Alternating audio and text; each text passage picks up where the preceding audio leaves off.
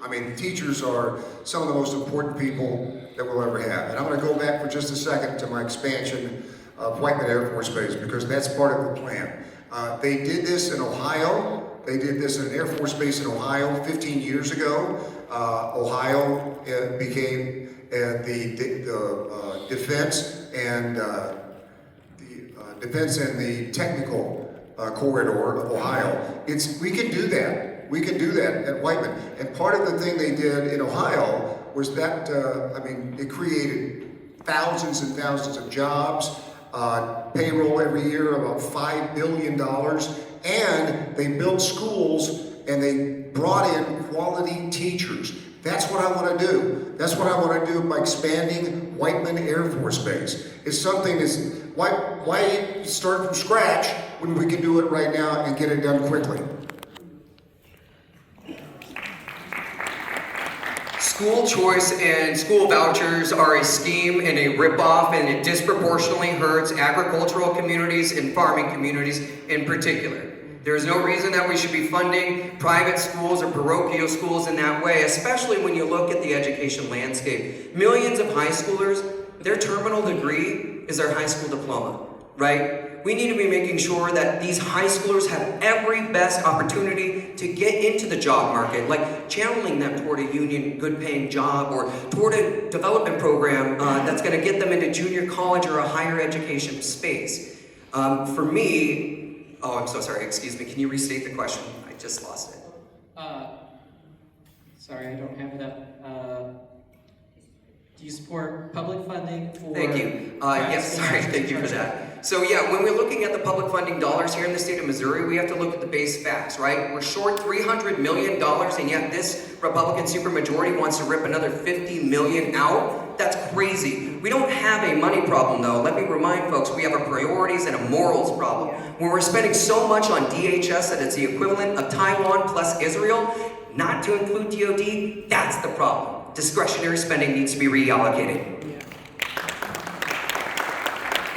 I would continue on with what Jordan said. It's not that there's not enough money to fund everything. We're spending $1 billion a day on a war, so many different on a White House. So as a teacher, as I told you before, I know what it's like to not have enough money, and we definitely need money for funding. I believe in future-ready education. To me, this is a really important topic, that every single student needs to know that he or she can go to college and get a profession or a vocation. Vacation's good too. So that, to me, that's the really important thing. It's hard to see that with all this money that we have, that education's at war against itself. And somehow we need to be able to mold all educators together, because every teacher, and I don't care where you're at, is going through the same dilemmas. I graduated from Lee Summit West High School in 2010. Titan Pride for Life, thank you very much. And, it broke my heart this last school year. There was a Facebook post that went around. And it was showing how many kids were not going to be able to get their diploma because they had lunch debt. Yeah. Broke my heart. I'm anti these vouchers, 100%. 80% of these vouchers, they go to families, high-end families who do not need it. Not to mention the school choice, if we look it back, it has roots in Brown v. Board of Education, right? And so what we need to do is also make sure that we use our bully pulpit as Congress folks to make sure that we do fully fund our schools, which means that we need to make sure that we're just as loud in DC, but also just as loud in Jefferson City. Especially as we mentioned, with these disgusting amendments, they're gonna just completely decimate us with these income taxes. Again, we need to make sure that we fund public schools. We're not anti-kids. We want these kids to go be great. They gotta take care of me. They gotta put me in a home at some point. But we are anti-systems that are extractive and exploitive. Thanks, Hartzell. All right, we're going to, just to mix up, do a lightning round real quick. So this will be a 30 seconds or less answer. We are going to start with Randy this time. And this is a question that both Blue Springs and Lee Summit Democrats wanted answered, which is, will you commit to supporting the winner of the primary regardless of the outcome? Sorry, for can your you race. repeat the question one more time? Will you commit to supporting the Democratic nominee for Congressional District 4 regardless of the outcome? Supporting the what? The Democratic nominee, so whoever wins amongst you, will you commit to support? Absolutely. Hey, listen, I've been campaigning with these folks now for a long time, and like we mentioned before, any one of us would be better than Mark Alford. So, absolutely, I am in total sync with these folks. We support the same things. We have different strategies on how to get there, but absolutely, I'm there. Absolutely, 100%. I will support any Democrat, any liberal who is brave enough to put their neck on the line. This is not easy. This is scary sometimes, depending on the county you're in and the person you're talking to. So for me, I am here to stand up for each and every Democrat who's ready to run and win. And in my campaign, we started Purple Power 2030, trying to recruit and get as many people filled out in each race as possible. And in our 4th Congressional District, I believe very strongly, I don't know this to be true, but I think we were the first to be 100% locked down with every district having someone running in it. That's the work we do out of this campaign. Absolutely, we'll support all of them. Just like he said, every one of us is a better candidate than Mark Alford. The nice thing about being together like this, we know each other's strengths. And that's what's cool. I could get up here and preach for him and preach for Jordan. I could do that anytime, and I gladly would. I would preach for you two, too. I only had 30 seconds.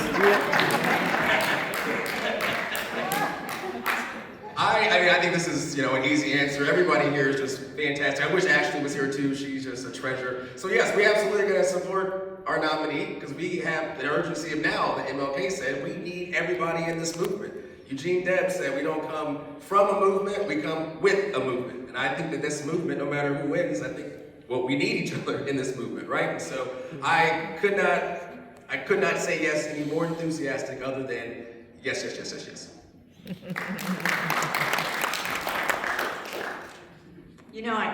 This might sound a little bit corny, but I absolutely love these guys. He's my brother from another mother. We joke about it all the time.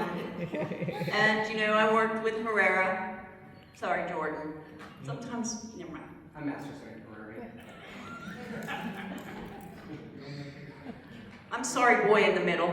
No, I did help him. I met with him in 2025, and we all have a good rapport with each other. We're all able to talk with each other and make sure we're all on the same page. It's help each other out. Sorry. Thank you, Jeanette. All right, back to our 1-minute questions now. Thank you for the lightning round. The next one is an audience question, and we will start with Jordan on this one. Patients at healthcare facilities get harassed by anti-abortion advocates all the way to the door. Do you support the creation of bubble zones or safe zones to reduce the risk and mental health to those trying to make decisions about them? So do I support the First Amendment? Okay, so look, that's the question really is, do I support the First Amendment? Sometimes we hear language we don't want to hear. Do I want to put a protective zone around healthcare facilities? Absolutely, 100% of course. Is it unconstitutional? More than likely. That's the reality. And unfortunately, I'm not going to BS you, I'm not going to sugarcoat anything, I'm a constitutional lawyer. That's the reality. But, to that point, I do think that we can do something because some speech is not protected, like inciting violence, right? Inciting violence is not protected speech. So in that way, we can reinforce First Amendment protection to make sure that if you are standing outside of a clinic intentionally and deliberately to emotionally harm somebody, guess what? That's a civil crime, or that's a civil penalty. Yeah. Negligent infliction of emotional distress. So is intentional infliction of emotional distress. These laws are on the books. We need to make them stronger and more enforceable so that way that doesn't happen and people, women, in a situation where they're desperate, can get the care they need and not be judged. As I said, I have 9 children, and I don't know who the first person was to say that you have to be pro-life or pro-choice. I don't know why we can't be pro-life choice. I don't know why we can't believe in the sanctity of life. at the same time, believe that the most important right that any of us has is the right to choice. And that right to choice goes for women, and more importantly, they need that right of choice where they have counsel and healthcare help along the way, help from their families, help from their community. When we have created this divide that makes it black or white, I can tell you that if my girls, or my wife's not going to have a baby again, but if my girls, whatever the reason was, needed an abortion, it wouldn't matter to me. I would be there to help them. Yes, absolutely. I would definitely be in support of that legislation. I've been to Planned Parenthoods where I've helped stand alongside some incredible organizers and allies. We've had to stand and be in the way of these dooms, to be completely honest with you.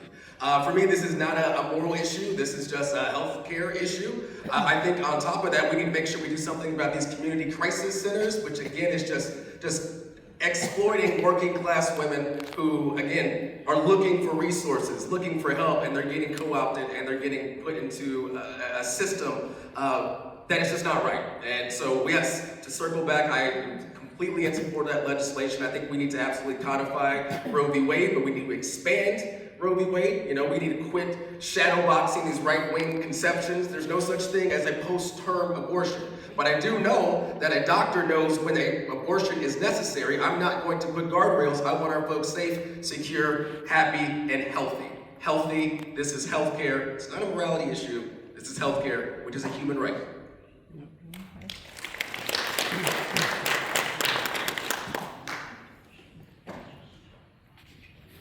Yes. I mean, for crying out loud, yes. I'm going to do anything I can to protect women's access to health care. The main reason that I ran in 2024 was because Virginia became the 38th state to ratify Equal Rights Amendment for women. And Mitch McConnell said, no, it'll never see the light of day. So it's just sitting there on a ledge. And maybe if we got that passed, and then we codified worked on the Roe v. Wade, we can give women the right to have access to their body.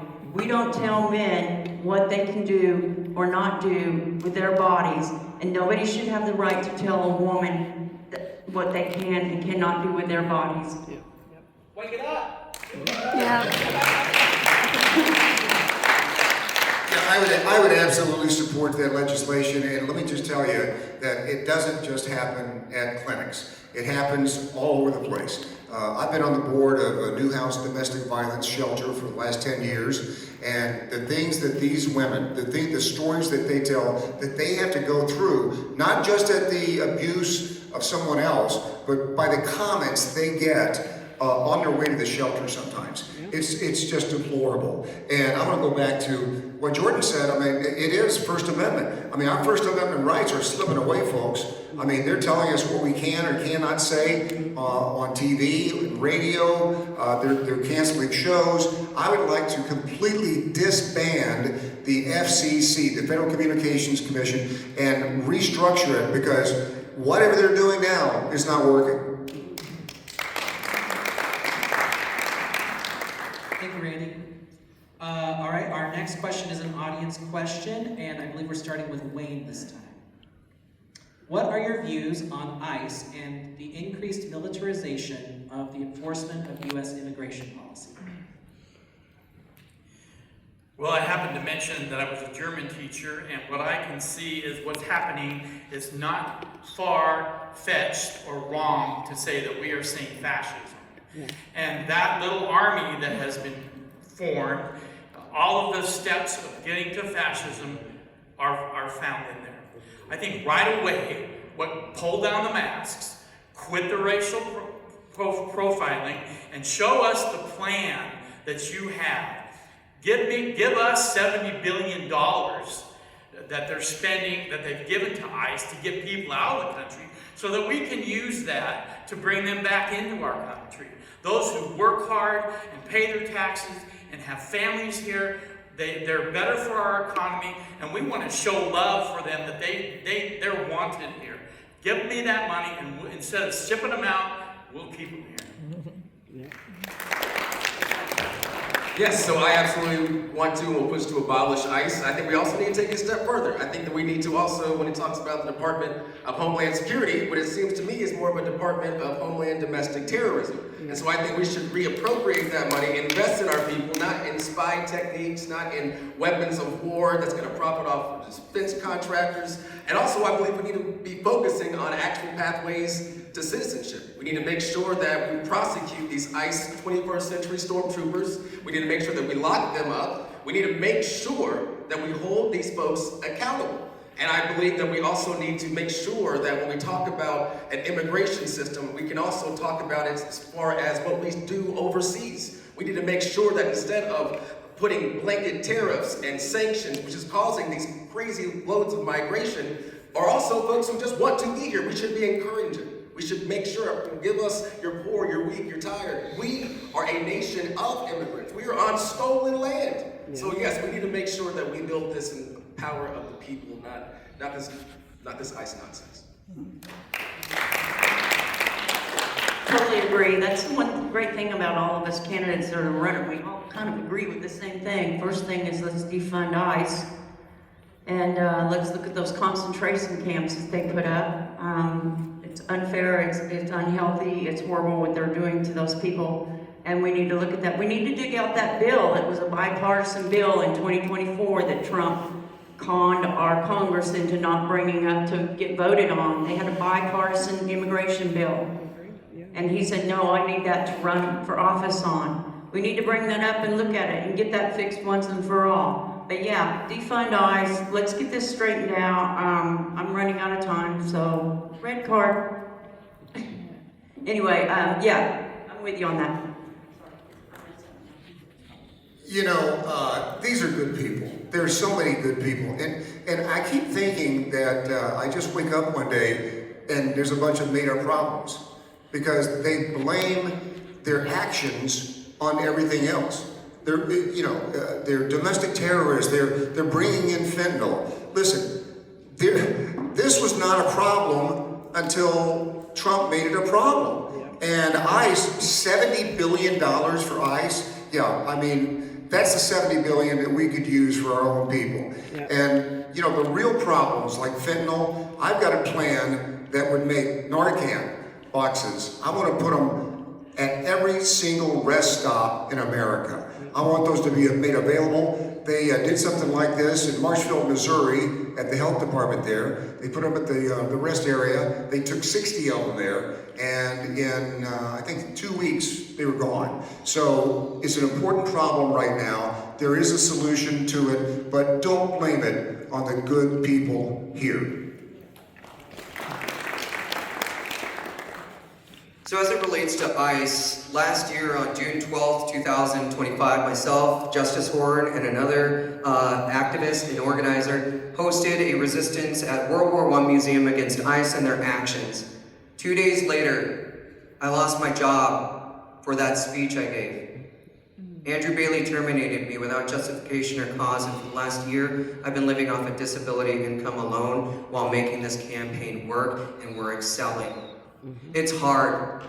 My life has been nothing but sacrifice, whether it was putting my neck on the line and serving you in Iraq, Afghanistan, or serving you at the World War I Museum. I laid down my job last year. It didn't stop me. I kept going. I had to break my own lease and move to a one-bedroom apartment. I barely get to eat. I eat once a day. That's the level of sacrifice this takes. ICE may not have locked me up, but they sure as hell took a lot from me too. I will never stop fighting against this, and if you really want to know what's different about me, I have to carry this around everywhere I go. My first form of identification is my passport. My second is the Constitution. If you got a problem with it, let's talk. All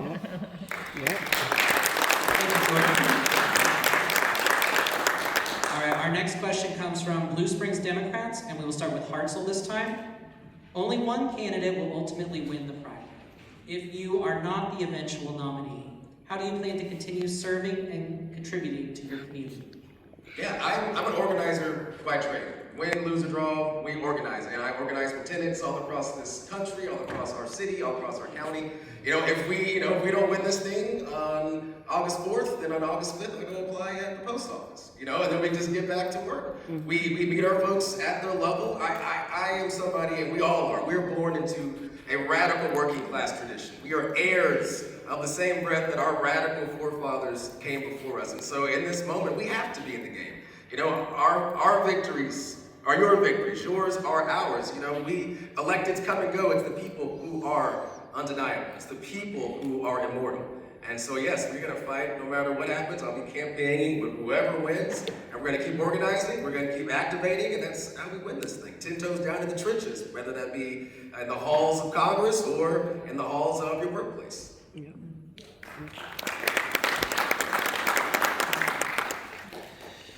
That's so funny. He threw me off when he said he was going to go apply at the post office. I was like, what was the question again? He's going to go work at the post office. They're killing the post office, brother. Okay, the question was, now I forgot the question again. What was If you are not the nominee, how will you continue serving and contributing to your community? Well, you know, I started in 2025. I have the lists of all the people in all 24 counties of the old district. I cannot get the list for Kansas City. Secretary of State refuses to give it to me, and the Kansas Executive Board has so far refused to give it to me, the new 4th section of Jackson County. But I do have contact information, and just like I did in 2025, I'll take money out of my own pocket if I have to and send out texts and emails to everybody on the list. The main thing is, we had 157,335 registered voters who didn't show up to vote last year, and we can't have that this year. And the only way to overcome that is with constant communication with every single county. We can't just focus on one county and win. So I feel like I've been serving my entire life, especially on the radio. We would do things on the radio, whether it's raising money for the mayor's Christmas tree. We had a program called Neighbors in Need, where it was very simple. If you had a need, you called in, somebody else called in and filled it. Very common sense. That's why I'm a common sense Democrat. The last common sense Democrat that we had was Ike Skelton, the late great Ike Skelton in the 4th District. And I'll give you an example of common sense in reaching across the aisle. I got a call right after the Panama invasion ended from a soldier in Panama, and he was from Kansas City. I said, what's the one thing you miss about Kansas City? He said, man, I'd love to have a White Castle hamburger. I would love to have a White Castle. So I called White Castle, and they said, yeah, we'll do it, but we need a C-130 cargo plane. So I called Ike Skelton. He said, let me work on it. He reached not only across the aisle, but across the state to Bob Dole. Together, they got us ready, and a week later, we flew to Panama with 10,000 frozen White Castle hamburgers. That's what common sense does. Sometimes it leads to common ground.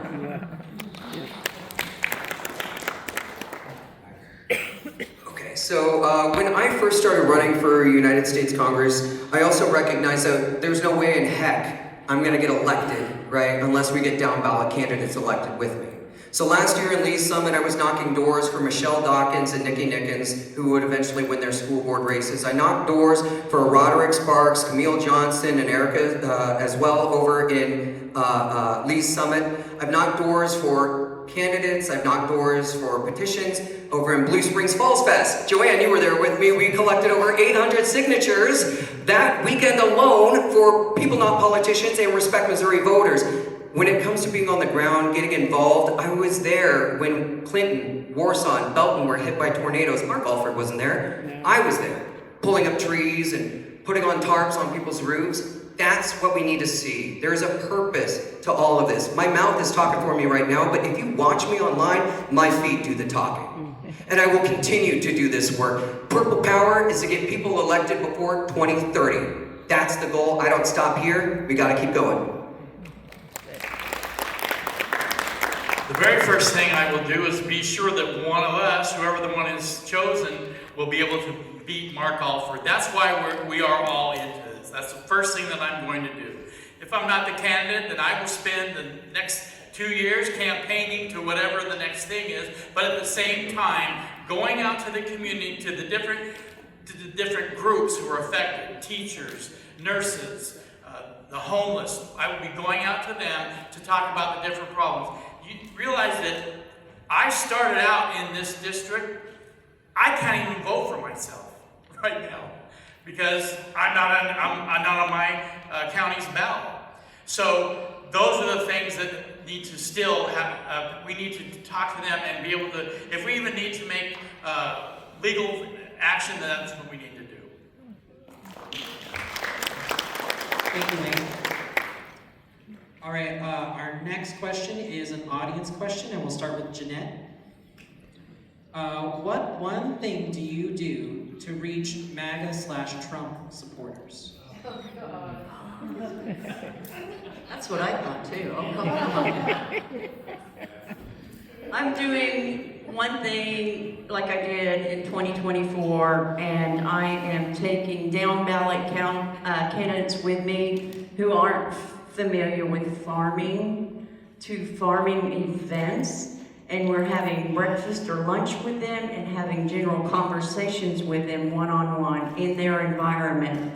And it's amazing how many people, how many opinions have changed and are looking to lean over. Now, it's hard to get somebody that's MAGA to lean over, but we can get just the Republicans and the independents. When they see what we're standing for and fighting for, and we take the time to meet them on their turf, remember guys, we cannot win this election without our rural counties.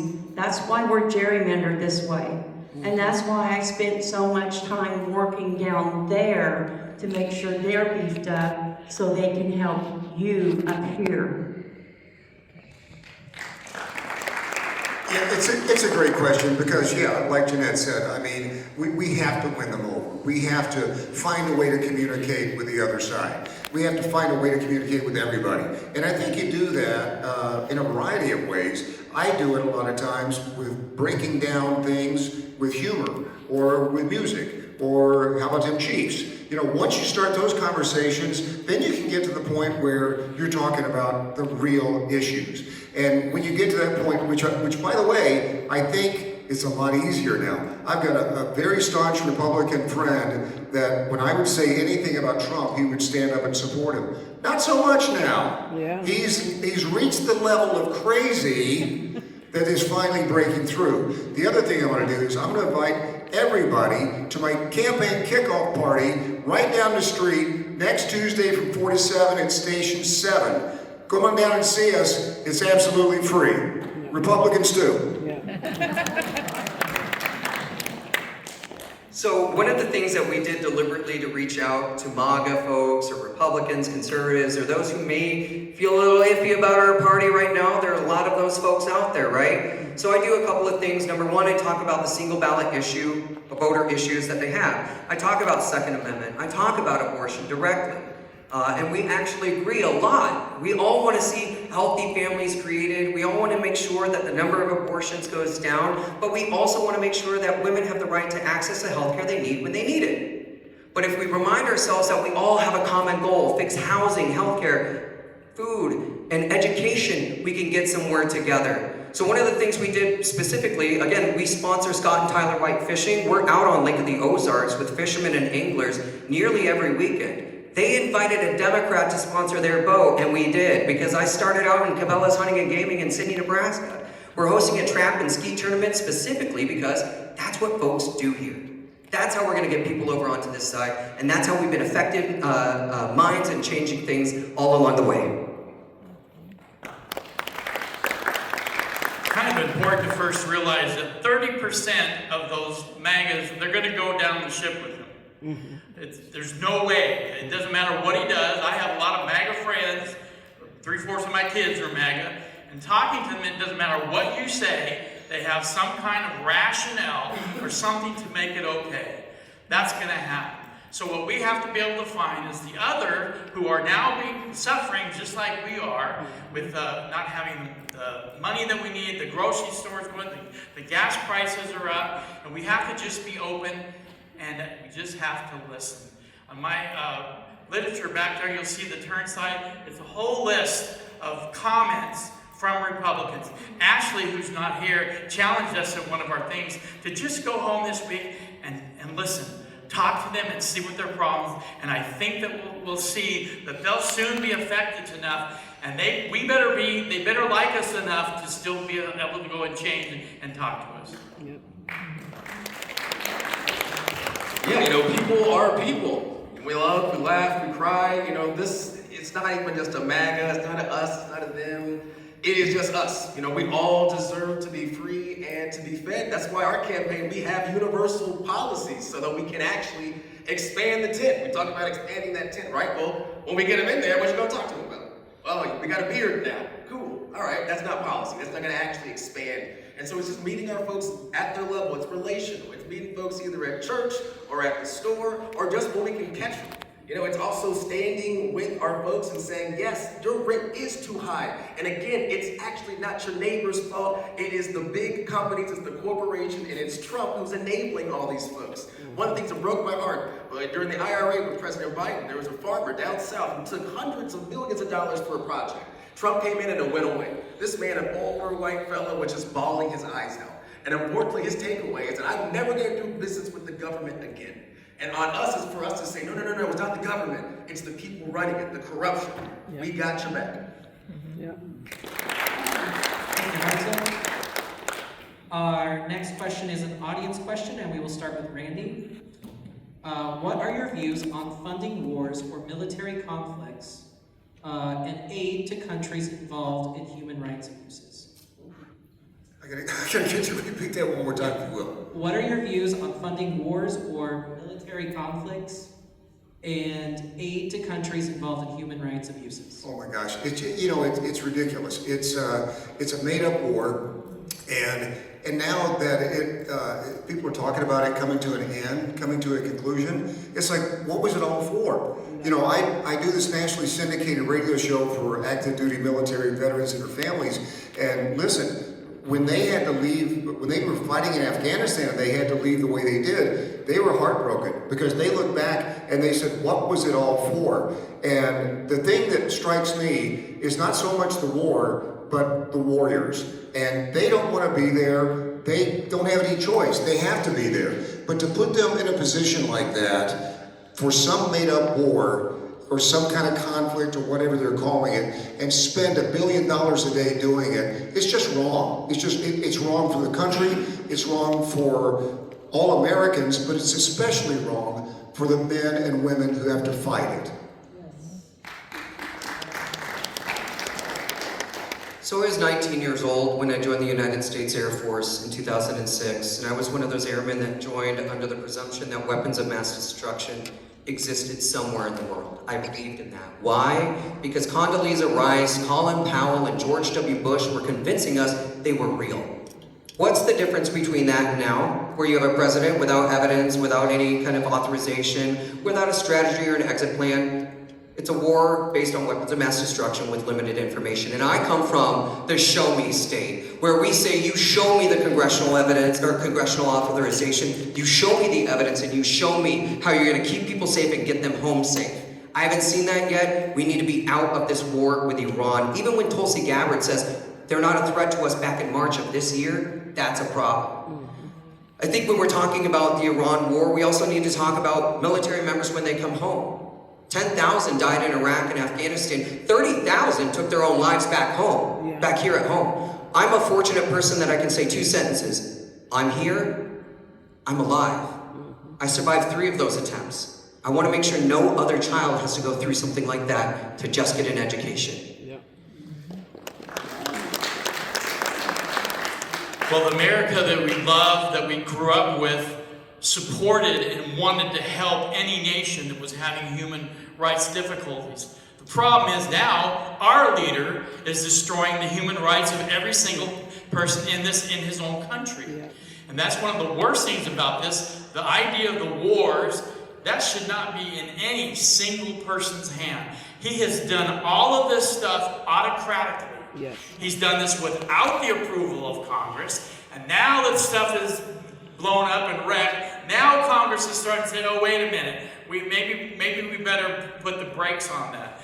That much power should never have been given to a man who will manipulate any law or any rule to give him that power. Yeah.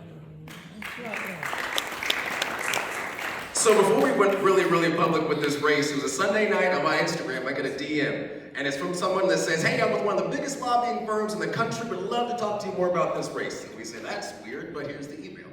And just masks off, not even trying to hide it. It was her name at APAC.org. Wanted to buy out another blackface to stump for a genocide, which we have watched on our phones for nearly 3 years now. So no, I don't think an ally who is committing ethnic cleansing or genocide is an ally at all. In fact, we should, if we're gonna talk, let's just talk about what we're talking about. Yeah, so no, I do not want to fund any more of Israel. In fact, I should think we should be cutting all diplomatic ties with a genocidal state, a pariah rogue nation that is using our tax dollars to spy on, to murder, to assassinate, and to take resources from us as we pay for their health care, as we are sending our men and women to die on behalf of a madman and a war criminal and perpetuating ethnic cleansing, apartheid. This is apartheid Israel, just like we called it apartheid South Africa. Wouldn't support them, we're not going to support Israel on my watch.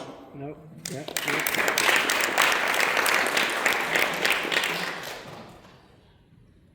Okay, I thought the question was how we were going to pay for the war. What was the question? Yeah, it's what are your views on funding wars or military conflicts and aid to countries involved in human rights abuses? Well, I think we should follow the Constitution and let the Congress make that decision instead of this illegal war that we're in right now. We still have this president that's shooting boats down around Venezuela, just randomly killing people every day. We need to put a stop to it. The only way we're going to stop any of this, though, is to get rid of our pansy Congress. And here's a whole bunch of us ready to stand up and fight Trump and stop him on this. That's all I'm going to say. We, get one of us in there. Get rid of our pansy Congress. Thank you, Jeanette. All right, we're going to do another lightning round, so 30 seconds for this question, and we're going to start with Jordan. This is a question from the Lee's Summit Democrats. Who is your largest donor? My largest donor is actually my cousin Roland Hernandez. Right now, he's actually tied with a couple from Davies County who isn't even in the fourth, Mike and Linda Arnold. So if I could thank them right now, I would. But my largest donor is my cousin Roland Hernandez. He was a good friend of mine, a good cousin. He helped me get through law school when I lived in Los Angeles. So he's a great person, and the fact that my family is embracing me as I go through this journey, they see me starting out with a GED, and now I'm here doing all of this, inspiring young people. It's awesome to have your family behind you. My largest donors are, well, she's not large, but my wife, didn't mean to say it like that, and friends from college who that was 40 years ago. Yeah. They're saying, yeah. That is a phenomenal question, and I'm actually really curious to find out as well. I do know that we have over 8,200 individual contributions. Our average donation is $21. With this grassroots movement, we've reached almost $200,000. We are equipped for this movement. We are all grassroots. We don't take a single corporate PAC dollar. This is just hitting the trenches. This is presenting a message that resonates. And so I am just so excited to take the power of the people, not the power of the prophet or the power of the PAC to Congress. And so far, that's the only way I think that's worth doing it.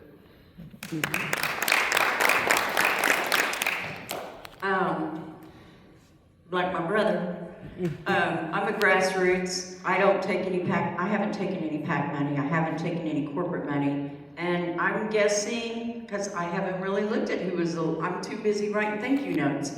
I think it was this beautiful woman in Leclerc County. But I'm not going to tell you that beautiful woman's name because I don't know that that's, you can look it up. I'm not going to share her personal name.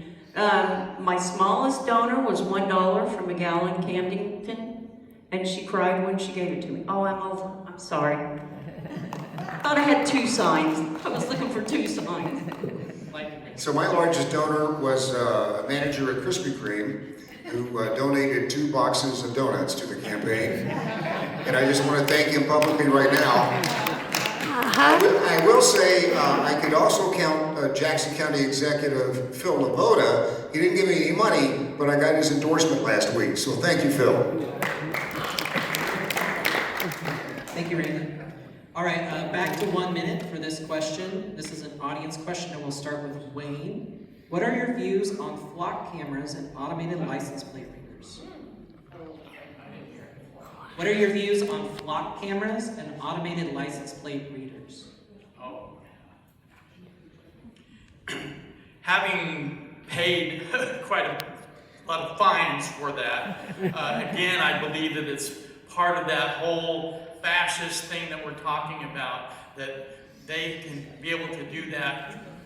That's what I think. I'm against it. I am so happy for this question because as I'm knocking doors, here's the big three that I'm hearing from. It's healthcare, specifically our rural hospitals. It is data centers, and believe it or not, it is flock cameras. And one of the fascinating things is that I'm on the phone talking to someone about this. And I said, oh, okay, tell me more about this. And I said, you know what, this is actually something we can unite around because we got a bunch of flock cameras in downtown Kansas City, just like we got some in downtown Warsaw. And this is why it's so important that we can help bridge that gap for our folks who are just people. Right? It's not MAGA people, because I talked to that person and they said, well, it kind of makes sense that they had it in Kansas City or St. Louis, and that kind of makes sense. Well, no, you're so close, and so we just need to make sure that we can let our folks know that this is just a part of the surveillance state, and again, I cannot wait to defund the DHS. I mean, this is a part of that fascist takeover. This is an infringement of our civil liberties, and not only that, we don't know where that technology is going. We don't know where that data is going. We need to set a national data bill of rights for ourselves so we are protected. And yes, thank you for that question.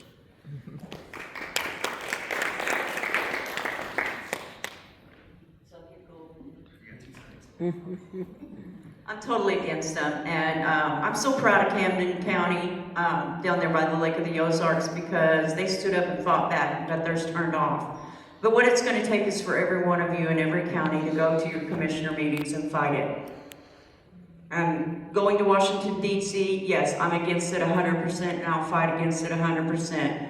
If I wanted somebody to have facial recognition of this face, then I would give it to them, but I don't. I think that's an invasion of our privacy, and we need to put a stop to it and stop to it now. Look, I live on a small horse farm in just right down the road in Lone Jack, so flock cameras to us just means birds. But I know exactly what you're talking about, and these things are everywhere. I think, and kind of what we've been talking about is we got to make some noise on this stuff. I think too many people settle. Something happens like this, they put up a few cameras, you think about it for a second, and then you go, I guess we're okay. But that's when you should start making the noise right then, because it starts with the flock cameras. It goes into everything else in your life. They want to be a part of everything, and all of a sudden your data is corrupted. So I mean, there's so many things that would start very small, but unless you pay attention to them and voice your opposition, it's going to continue. I am opposed to any level of a surveillance state whatsoever, and as we talk about this kind of feeds into where I stand on AI. It's my belief very firmly that AI shouldn't be there to surveil you in your workspace or on the streets. It's my belief also that AI shouldn't be used for automatic discipline. AI should not be used to press the trigger button to destroy a school in Iran that hurts hundreds of little girls. AI needs to be reined in, and so does Flock. They are connected. Okay, I don't believe in a surveillance state. And I remember over in St. Louis, as a matter of fact, remember when they had the speeding cameras, the red light cameras?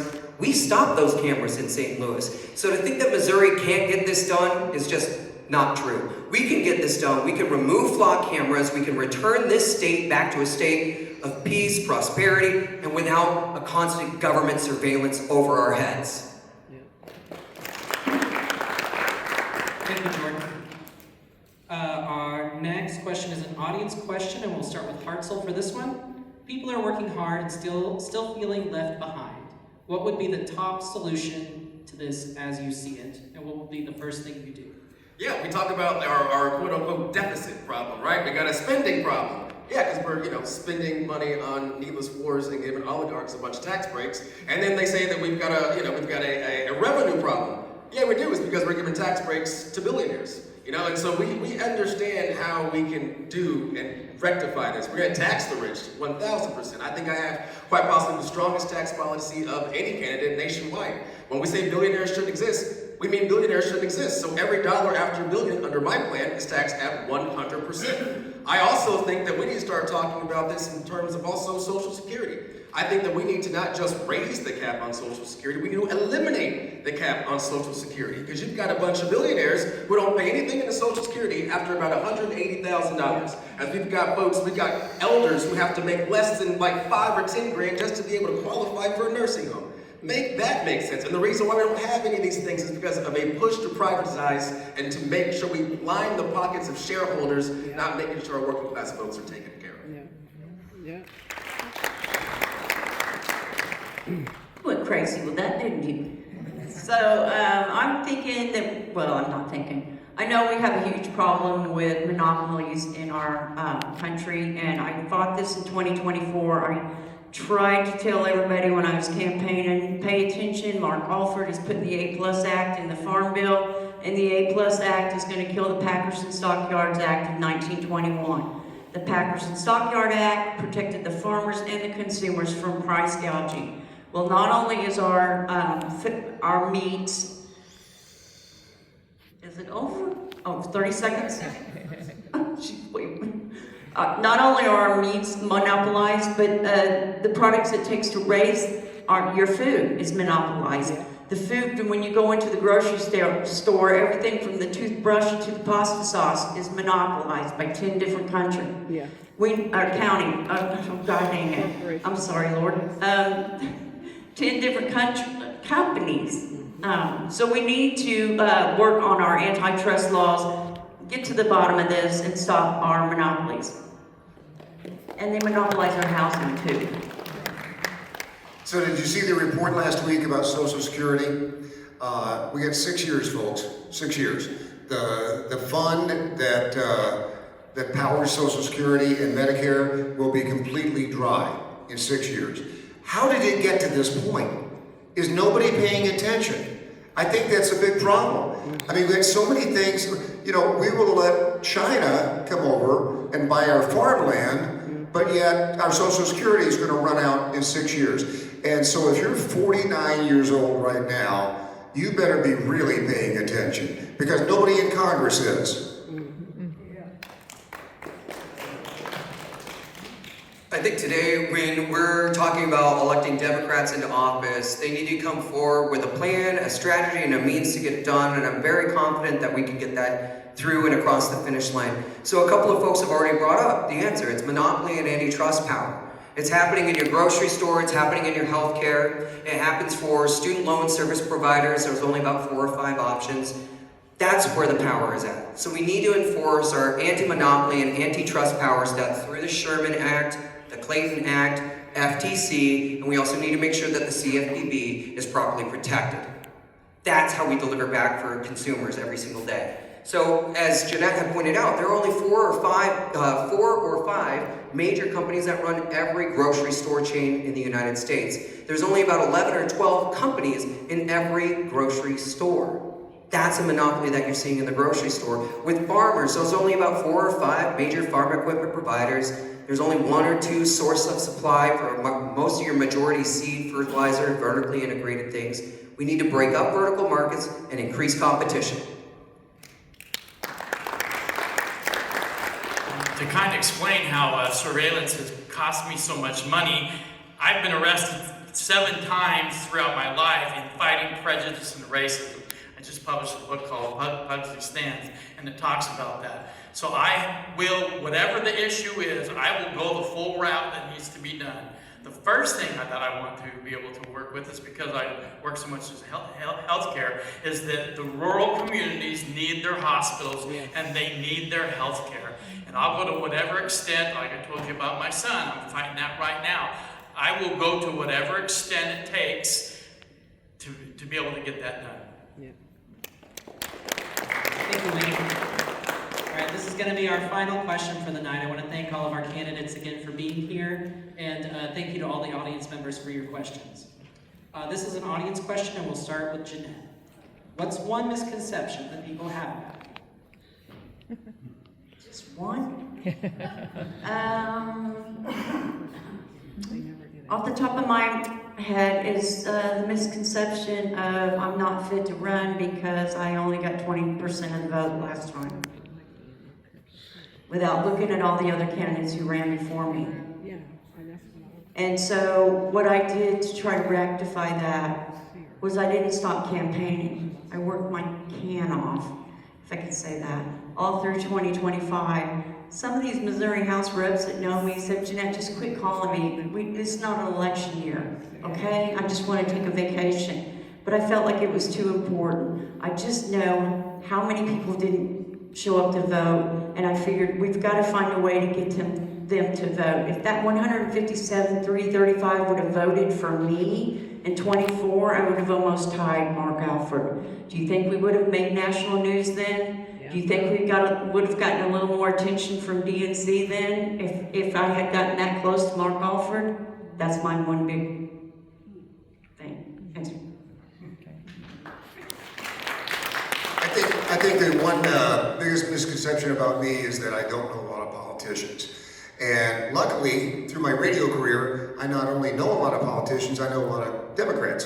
The first time I ever heard from Claire McCaskill, her husband at the time had just smoked a joint on the top of the Argosy and flipped it off. She was the Jackson County prosecutor at the time. A little embarrassing, right? So I did what I did on the morning show, and I did a parody song to Smoke on the Water.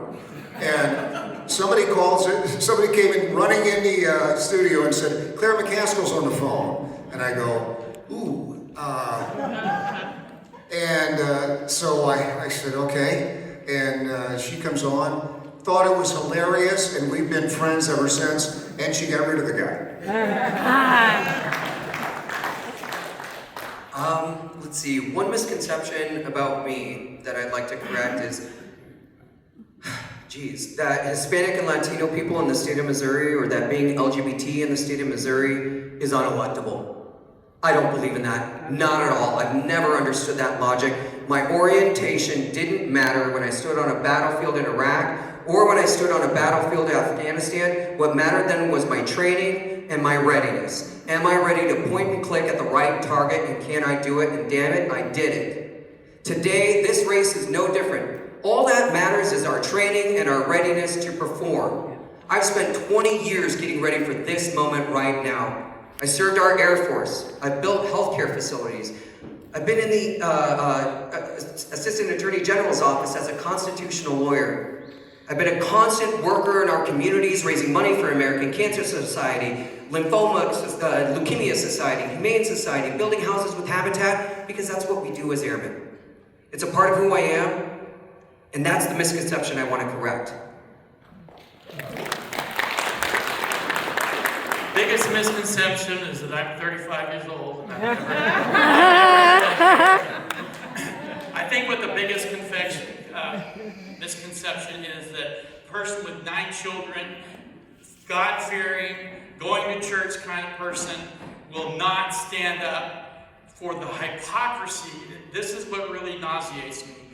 All these things that we see from the Republican Party that are obviously immoral, they do it in the name of religion and in the name of Christ. That is sickening to me. Yeah. And that misconception is that I won't stand up to that, and that I won't protest, and that I won't do what it takes at that level to make things right. I would say for me, I'm not going to step on the lead here. I think people would say that I'm a bit radical. And I would say that we are heirs to a radical promise. The American promise, it's always been ours. It goes to the Declaration, right? We got life, liberty, the pursuit of happiness. Here we are, life. We got a bunch of woke folks in this room. But how are we going to get anything done? We chose liberty. We chose democracy. We chose the power of the people. So that's a mandate. With that mandate, we pursue our happiness. And what is that happiness if not guaranteed health care? What is that happiness if not guaranteed home, a job, public transit, an environment that's going to be around for a while? Protection, so I know that I can actually make my life better, not just in my workplace, but just in my life. What's radical is that we have 30,000 veterans who are unhoused right now. What is radical is that we have nearly 70,000 of our brothers and sisters who die every year from a preventable illness because they do not have health care. You know, I am a suicide survivor. I was done a disservice, even though I was hospitalized and changed my life. Never should have been there. I was done a disservice. My mother was done a disservice. She had to pay for that. And my dad was done a disservice because he had to pick up my dog. Y'all, we are not radical. We are right. We deserve it all. Let's give another round of applause for our candidates.